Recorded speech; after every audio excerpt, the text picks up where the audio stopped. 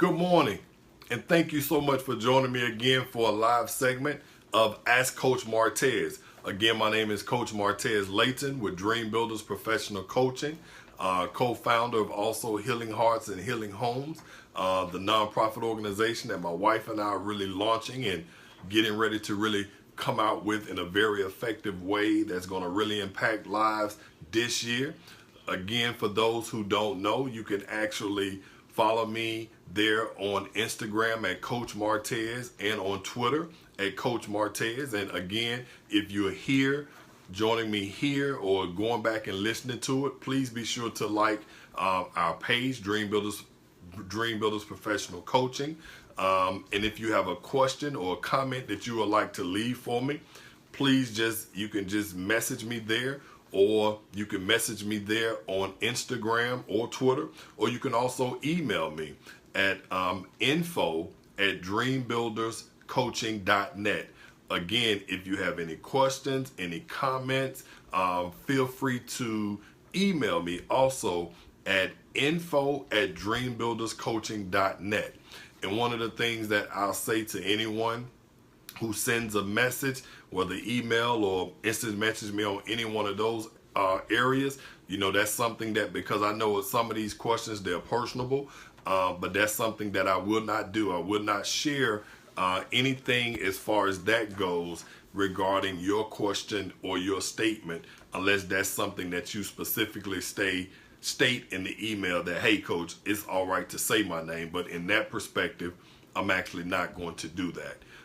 So again, I just like to take this time to answer some questions, give insight, and this is something that I just do once a week. There's no cost to this. There's nothing to join or nothing to commit to. It's just simply hearing some questions that people have sent in that I'm actually just giving my perspective on. And some people may say, well, man, just go to our website at dreambuilderscoaching.net. Find out a little bit more about us. My wife and I have been married for 26 years. The things as far as starting your own business and doing so many other things that we've done. Just go and find out a little bit about us. And of course, just to find out, I can always tell everyone, as much as I love Christ, as much as I love God, and I'm a true believer, I'm a very practical person. And I just believe in just being open, being honest, and just kind of telling the truth from different perspectives. But of course, my heart is always to get people to understand the love of Christ, what that means in your life, and how much of a difference that can make. But we still have to be real. We still have to be honest, because the challenges that we face are not invisible. That's the thing about when you give your heart to Christ and you love God. Okay, well, you're a spiritual person, you're a spiritual being. But when you go to church and you're doing these things, that's really good. But when you come out of church, your challenges and the things you face, it's not invisible. You're dealing with people you have to look at. You're having to forgive someone that you can see and that you can touch. And so we have to really be real. We have to be honest, and we have to be open and transparent. And so that's one of the things that my wife and I really, I won't say take the pride in doing, because at the same time, when you're being honest and you're being open with people, you also got to understand what that means. You actually open up yourself to judgment and to personal or attacks mentally and different things that people can say or do while you're actually trying to be open and honest. But that's something I can promise you that, as my wife and I always say, there's no questions off limit for us, because although we've been through some painful places in our marriage, we actually enjoy sharing these things with people so it can really make an impact in their lives. And so again, these are just some questions that are sent, and I know I normally do this for about 30 minutes, so the time normally goes by pretty fast. And so I'm going to just kind of answer some questions, but I'll just say, as many of you that has given me, emailed me, and given comments and remarks, I would just like to say, if you have a comment even on one of the questions, I love to get your feedback, love to hear what you have to say, or love to hear your perspective, because you never know how that may help or impact a person's life.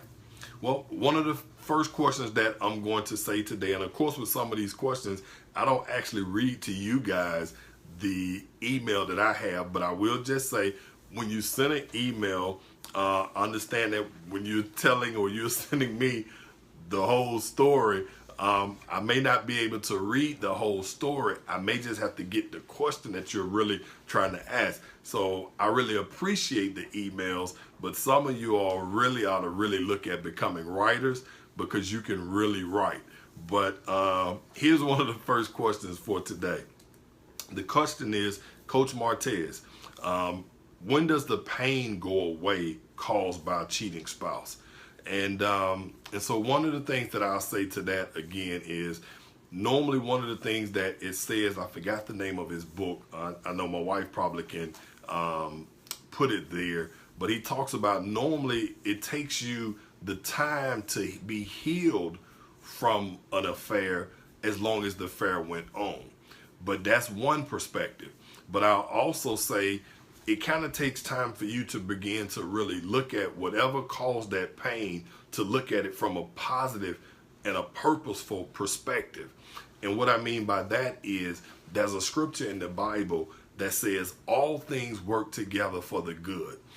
And so what happens is, when you get to a place in your life, the pain, when it begins to go from pain and it starts shifting to purpose, then that's when the sting of it, or that pain of it is no longer pain anymore, because you really understand that, hey, you know what? This had purpose, and if this wouldn't have happened, then I wouldn't have made this decision. Or if this wouldn't have happened, that wouldn't have actually made me or positioned me to do like this. So I just want to say the pain does go away, but it takes time on how you actually perceive the pain and how you look at it. And that's why I understand with people, sometimes it takes people longer than others. And so that's why I would just tell you, if you have a friend that has been through a pain by a cheating spouse, one of the things you can never say to that person is, just get over it, just move on, because you really don't know how it really is affecting them. And it affects everyone differently. So although one of the psychologists and authors says that normally it lasts as long as the affair lasted, where your husband could have been in an affair for 3 months.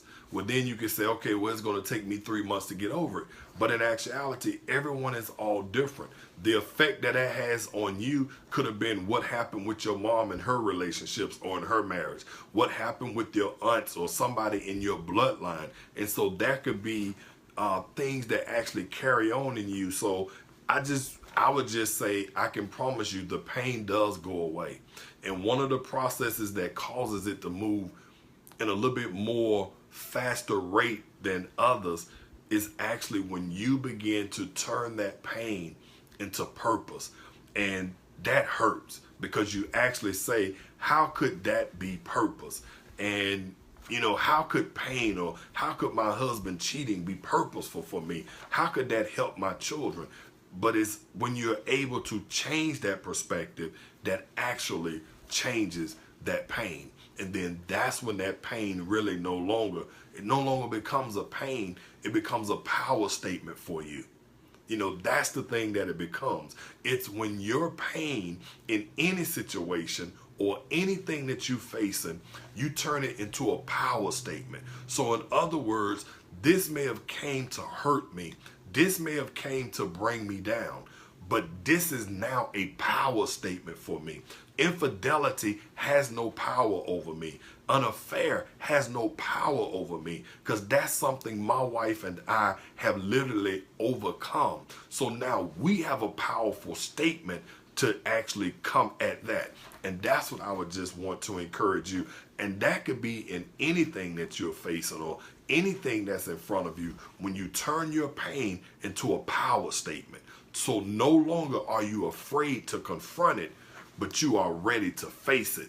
And now you face it with courage. You face it with confidence. You face it and be able to look it dead in its eye, regardless of whether it's an individual or something that tried to really come against you. And you say, you can't come against me. You can't stop me from winning. Why? Because I'm graced for greatness. And so that's on that question there. when does the pain go away caused by a cheating spouse? And then I want to say one more thing. I know my wife be telling me, and my wife is here with me, so she normally kind of puts a little comment, so thank you, babe. When you actually are able to stop calling your spouse a cheating spouse and begin to reuse or change your wording and actually begin to just take what he did or what she did away and just say, when does the pain go away caused by the person that I love?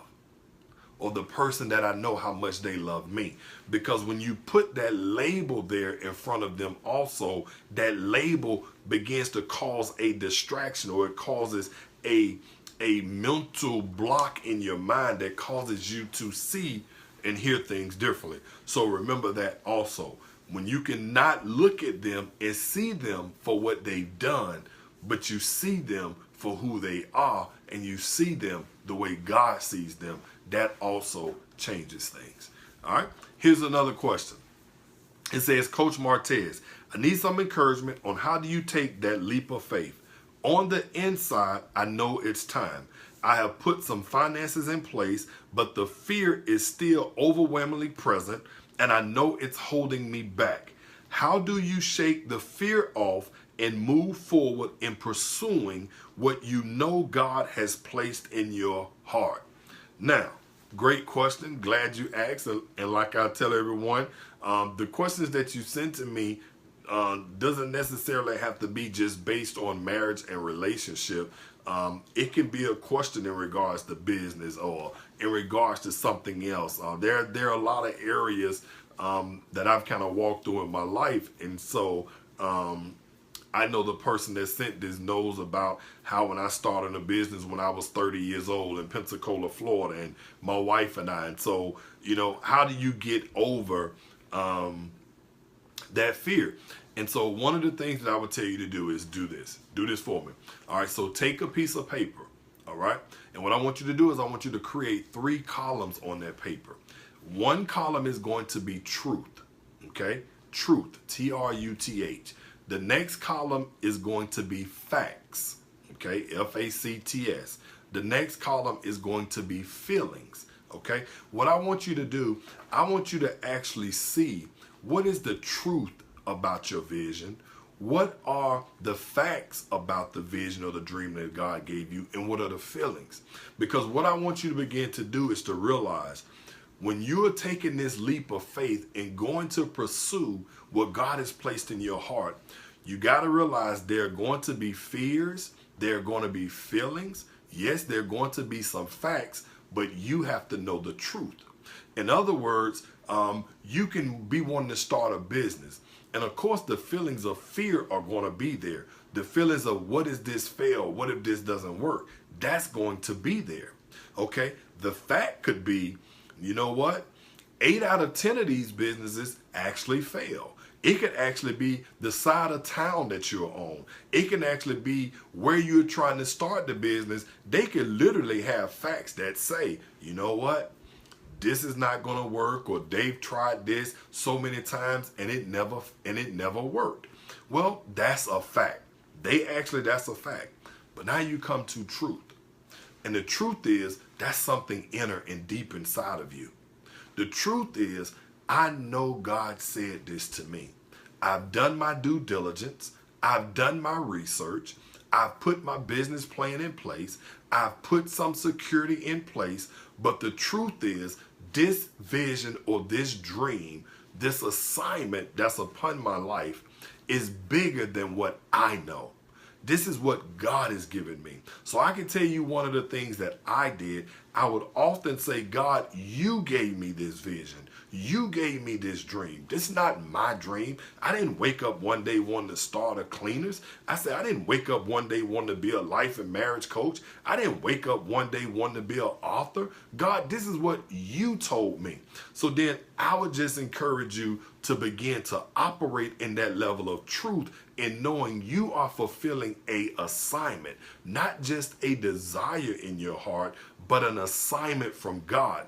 And you want to always try to operate in the realm of the truth, because facts and feelings will always cause you to walk in fear.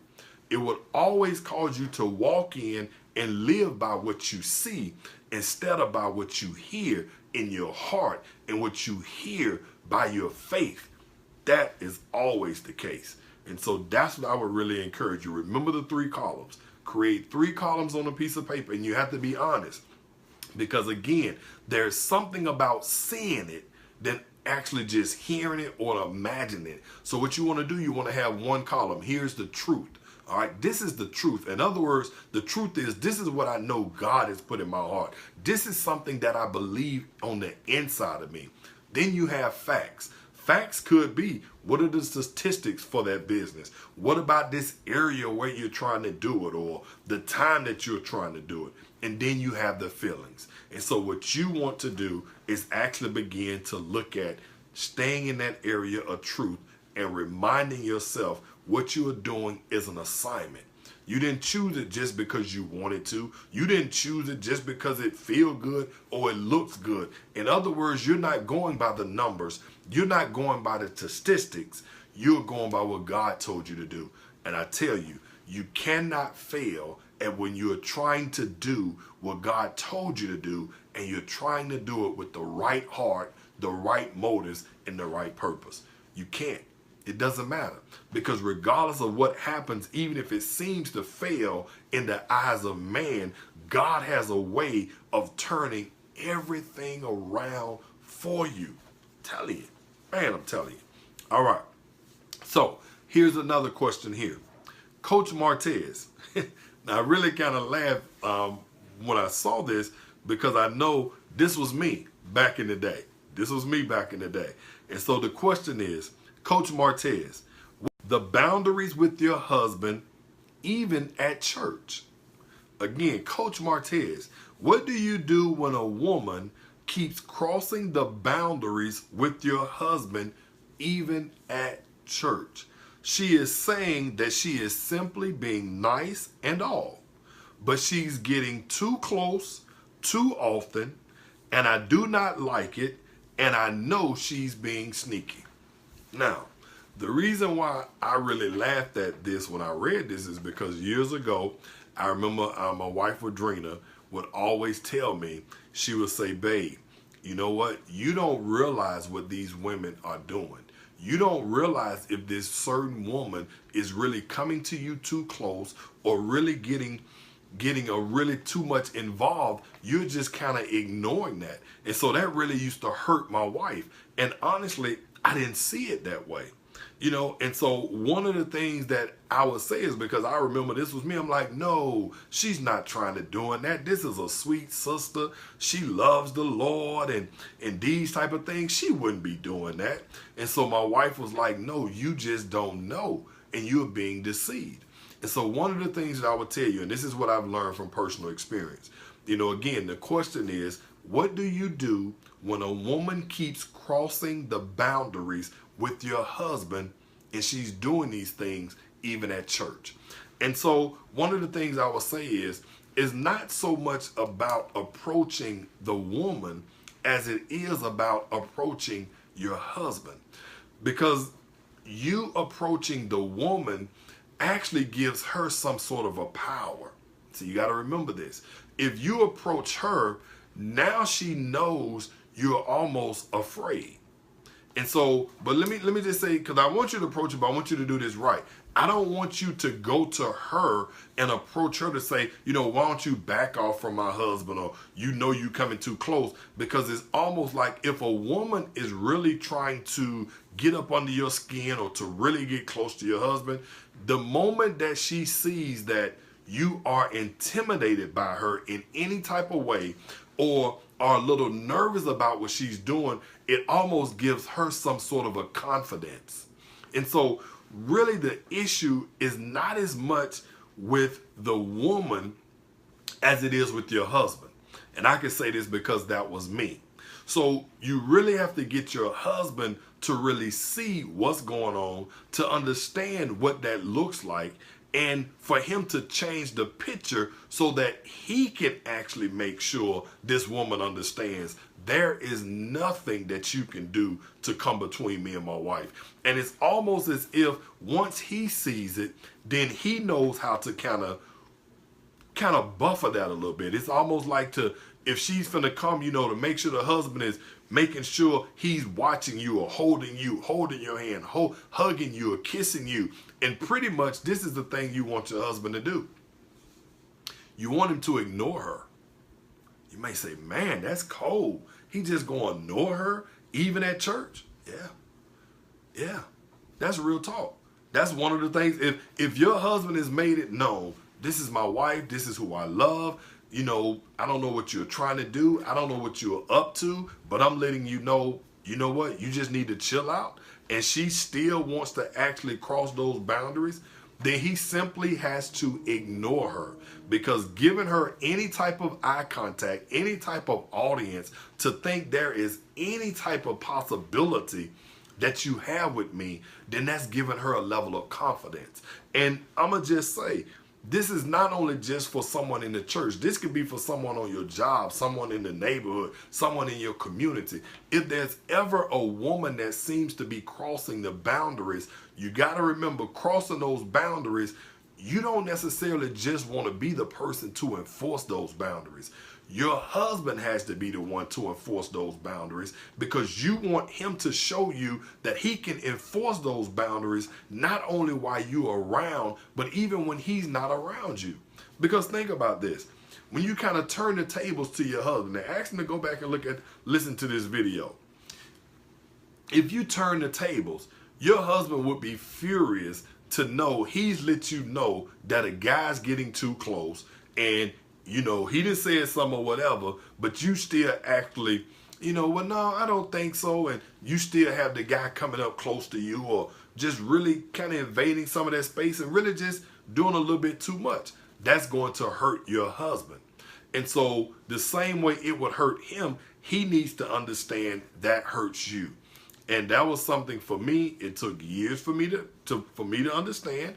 I will tell the truth. That wasn't something that just took a week or a conversation for me. But I will say, because of all the knowledge, all the things that are out there now when it comes to relationships and all of these things, even in the urban church, your husband can know, come on. You just being honest is like, no, she's getting too close. She's crossing these boundaries, and I need you to step up and make sure she understands, and to make it clear not to disrespect me in any way.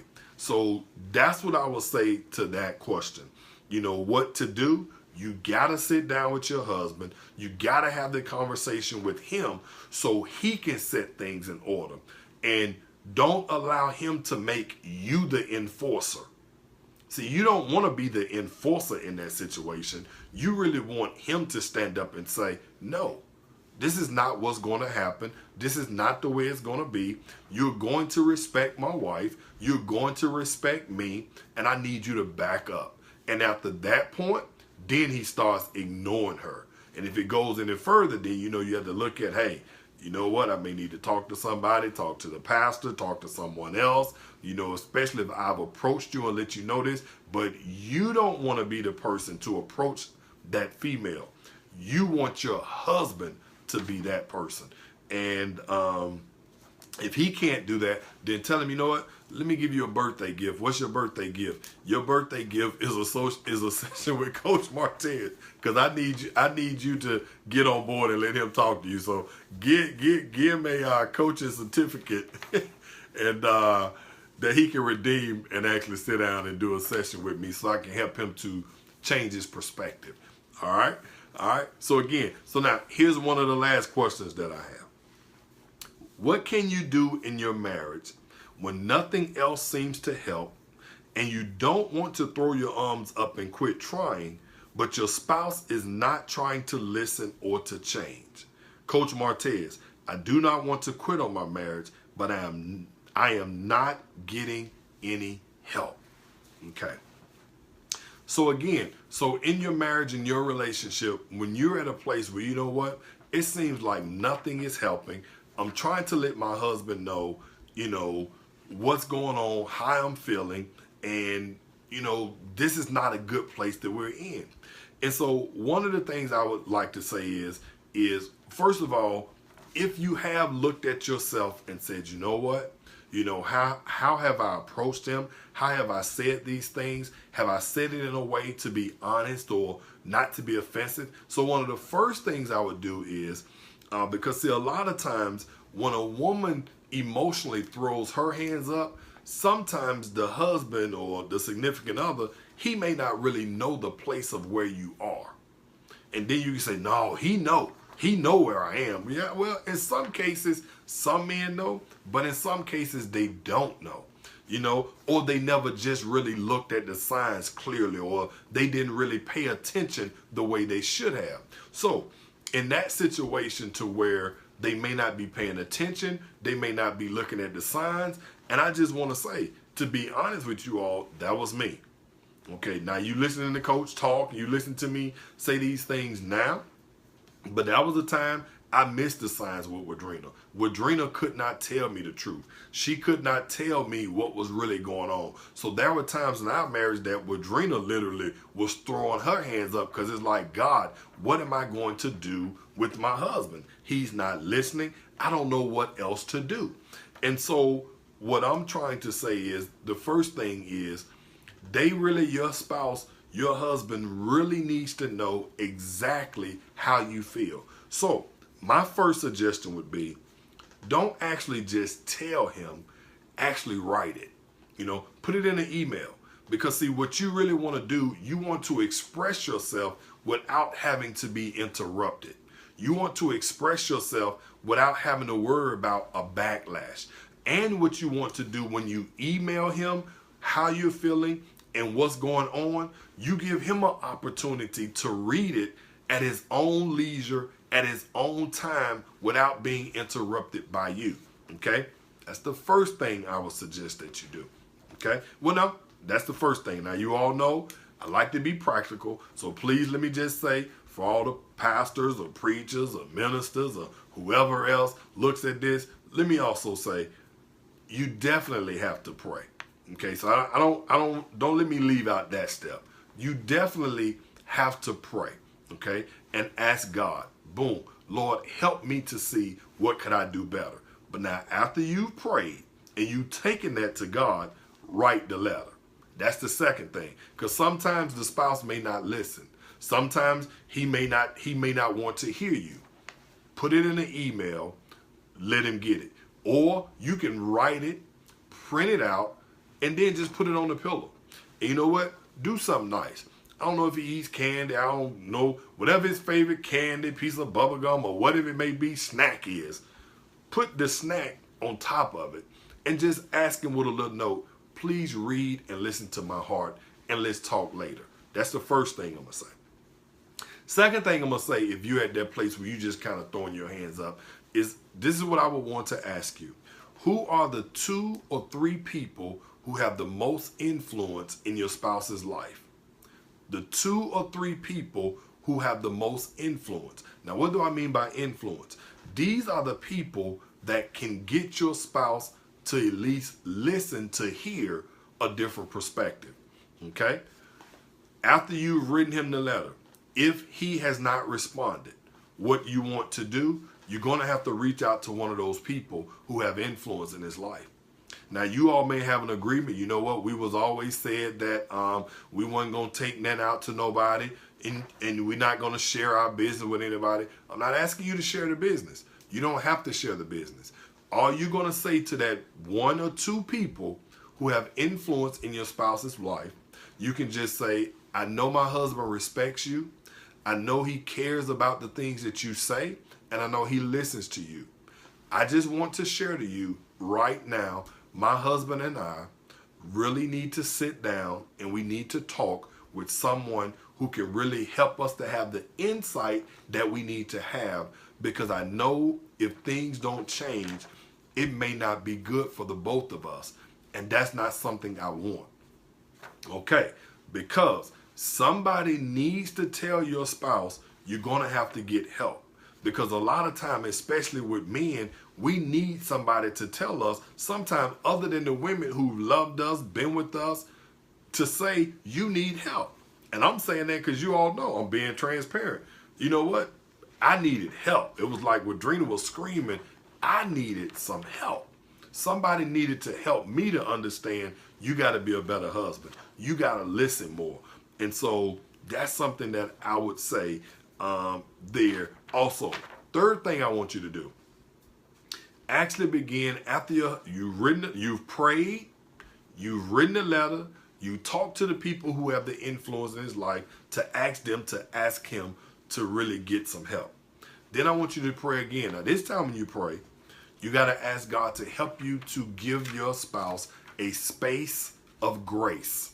In other words, whether that's 6 months, 3 months, whatever that time limit is that God puts on your heart, you need to say, this is a space of grace.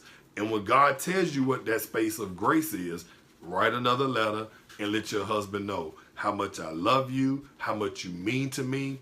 But over these next 6 months, these are some things that are going to have to change for us to have a better marriage.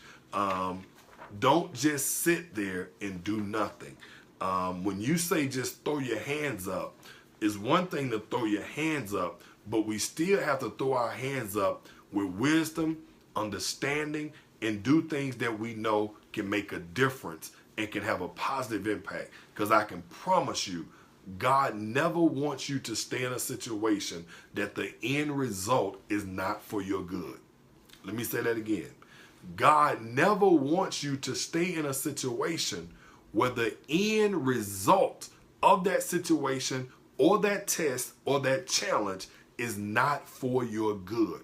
Because again, as I started off this segment, all things work together for the good of them who are called according to his purpose. So hopefully I've said something again that has given you an insight. I just ask you to share it with someone, and again, send your questions, your comments. Email me at info@dreambuilderscoaching.net or here on the Dream Builders Facebook page or there on Instagram or Twitter. I see a few people. Stephanie, how you doing? Yolanda, how you doing? Shout out to VA there. Thank you all for just listening and just sharing. And again, thank you for your comments. I know some of you all, if you haven't already done so, please like our Married for Life Walk page. They're married, the number 4, Life Walk, and also like our page on Music, Money, and Marriage. I know you all say, Martez, Coach, you've been saying y'all working on this event. Believe me, we working on this event, and it takes a lot. So I'm just giving you all a heads up to knowing what we do have coming and what we are pushing to doing. I'm actually working on my second book. I'm really so excited about it. Oh man, it's gonna bless some people's lives. It's gonna touch some people's lives. It's gonna be some good talk for definitely with women in some circles. It's gonna be some good talk. But of course, you know, I'm never gonna bash men, never gonna bash brothers. But I promise you, this next book is really gonna be some good women talk. But again, thank you so much for joining me. Love you guys. Thank God for you. Thank God for all that you're committed to doing. Remember, don't give up on your spouse. Don't give up on them without doing something that really matters, because you matter. God loves you. We love you. And thank you so much. Have a blessed day. And remember, this is Coach Martez with Dream Builders Professional Coaching, healing hearts, healing homes, changing lives, one relationship at a time. All right. Talk to you guys next week. Take care.